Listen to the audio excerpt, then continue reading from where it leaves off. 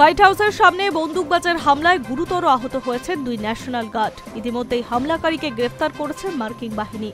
এই ঘটনা এবার জঙ্গি হামলার তকমা দিলেন মার্কিন প্রেসিডেন্ট ডোনাল্ড ট্রাম্প।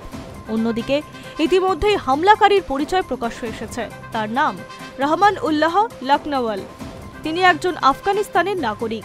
এরপরই আফগান নাগরিকদের আমেরিকায় প্রবেশের ক্ষেত্রে কড়া পদক্ষেপ গ্রহণ করল ট্রাম্প।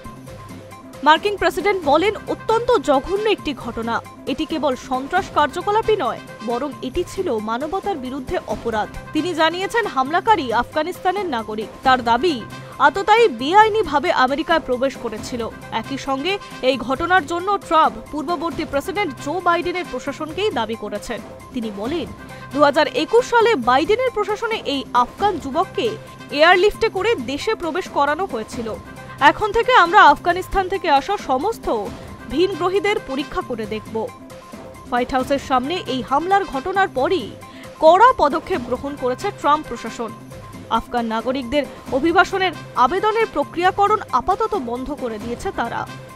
মার্কিন নাগরিকত্ব ও অভিবাসনের বিভাগের তরফে একটি বিবৃতিতে বলা হয়েছে, আফগান নাগরিকদের অভিবাসন সংক্রান্ত সমস্ত আবেদন প্রক্রিয়ার অনির্দিষ্টকালের জন্য বন্ধ রাখা হয়েছে। আমাদের মাতৃভূমি এবং নাগরিকদের সুরক্ষা প্রদানই আমাদের প্রধান লক্ষ্য। সেই কারণেই এই পদক্ষেপ গ্রহণ করা হচ্ছে। ভারতীয় সময় অনুযায়ী বৃহস্পতিবার ভোরে হোয়াইট হাউসের উত্তর পশ্চিমে মাত্র 2টি ব্লক দূরে ন্যাশনাল গার্ডদের লক্ষ্য করে আচমকা গুলি চালাতে শুরু করে এক অজ্ঞাত পরিচয়ের যুবক। গুলির আঘাতে রক্তাক্ত অবস্থায় ঘটনাস্থলে লুটিয়ে পড়ে দুই গার্ড। পাল্টা গুলি চালায় বাহিনীরা। তাতে আহত হয়েছেন তিনি। তারপরেই তাকে গ্রেফতার করা হয়েছে। জানা গিয়েছে, গুলির আঘাতে তিনি আহত হয়েছেন। তাকে উদ্ধার করে হাসপাতালে ভর্তিও করানো হয়েছে। অন্যদিকে আশঙ্কাজনক অবস্থায় হাসপাতালে ভর্তি দুই আহত ন্যাশনাল গার্ড।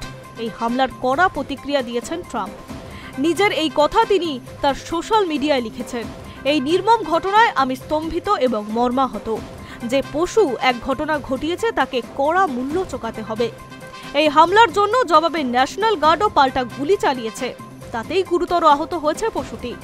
সে হাসপাতালে চিকিৎসাধীন। High news network.